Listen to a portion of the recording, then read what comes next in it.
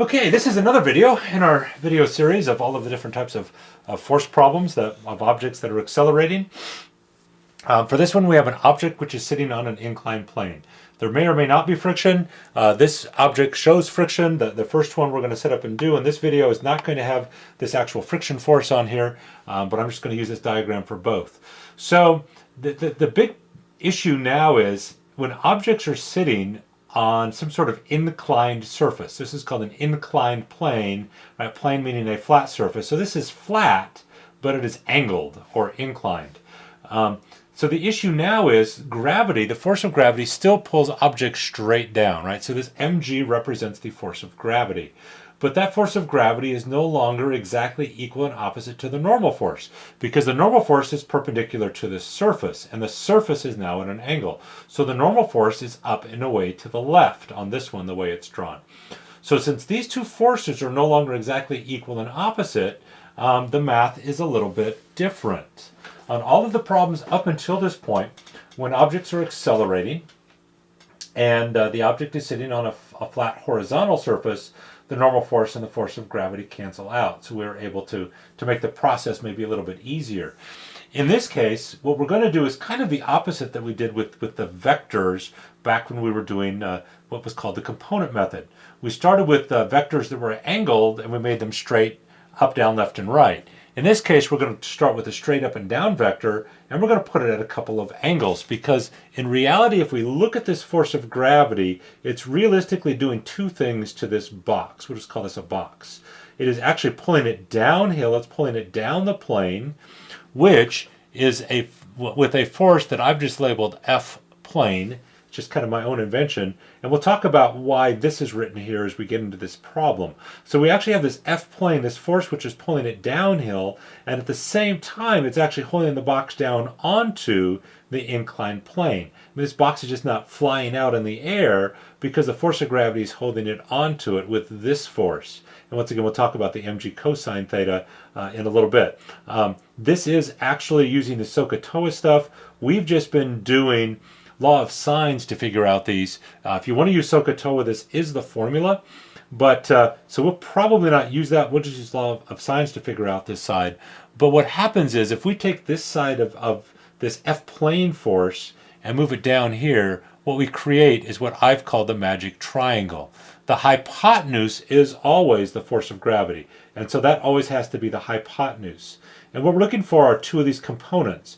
One which is perpendicular to the plane, because if it's perpendicular, this force and the normal force are going to cancel.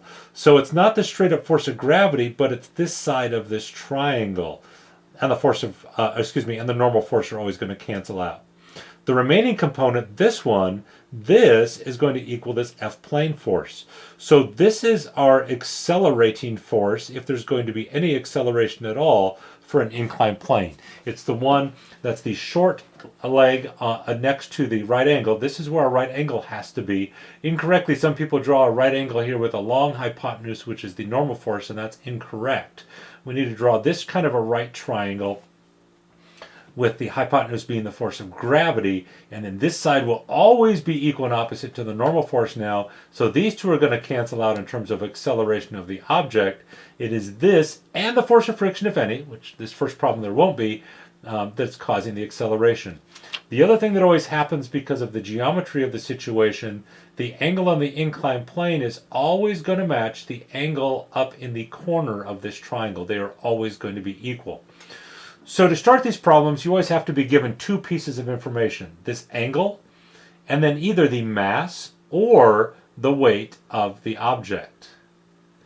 If we want to know forces and accelerations and everything, in terms of finding out anything, we always at least need to know this angle. Otherwise, it might be, find this in terms of this and some other things, but we always need the angle in order to do that. If we want straight up actual numbers, we also do need either the mass or the weight of this object. And then we can find out actual numbers for acceleration.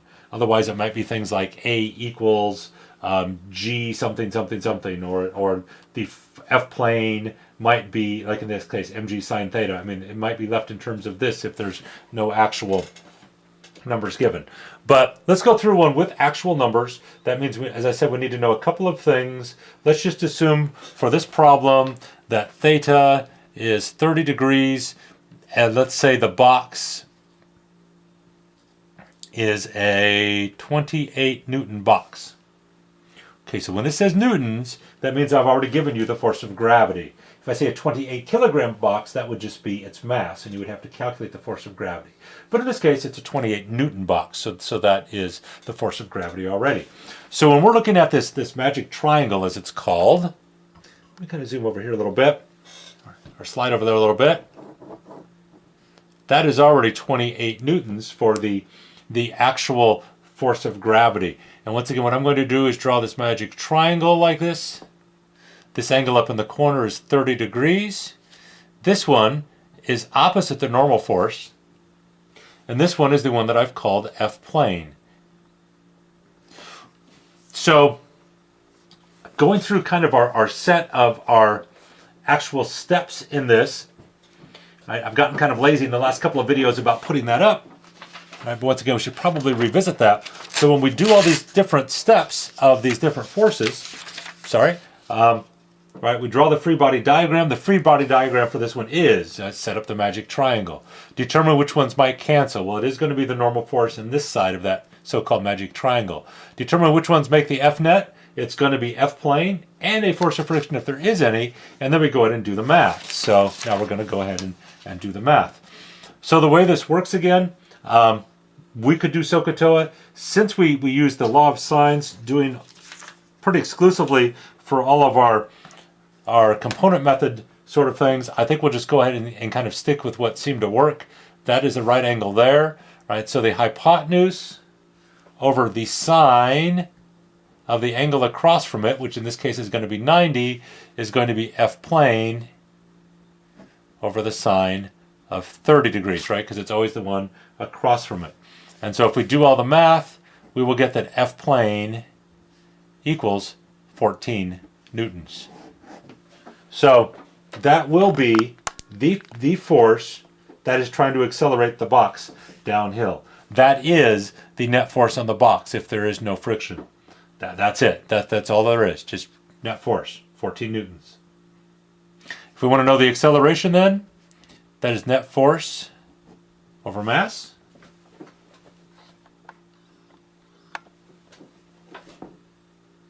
Which is 14 newtons. Oh, but we don't have the mass. We have the weight. So once again, the way this works, right? Force of gravity, just going to do this off to the side, is mass times the acceleration of gravity. So 28 newtons is the mass times the acceleration of gravity. So the mass is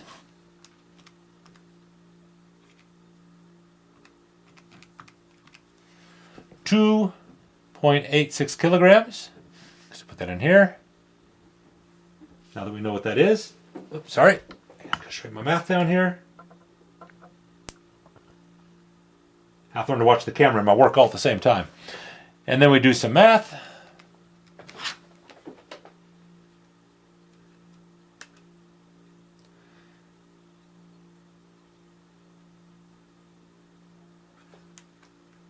And we get 4.9.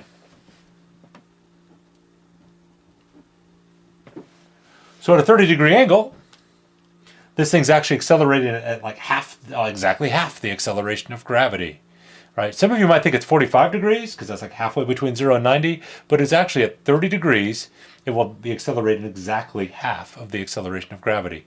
If there is no friction, if there is no other forces on this object, this is a simple, kind of the simplest inclined plane problem we could have. Now, it could be more difficult. We could have another force pulling downhill. We could have another force pulling uphill. We could have a force pulling at some odd angle. That would definitely be a little bit more challenging. In fact, I don't know, that might be a level 4 question for this exam. But if there are no other forces on the object, this is it. So that's it for this video. There will be one more video, and we'll just kind of start with this example, and then we'll add in a force of friction. Thanks for watching.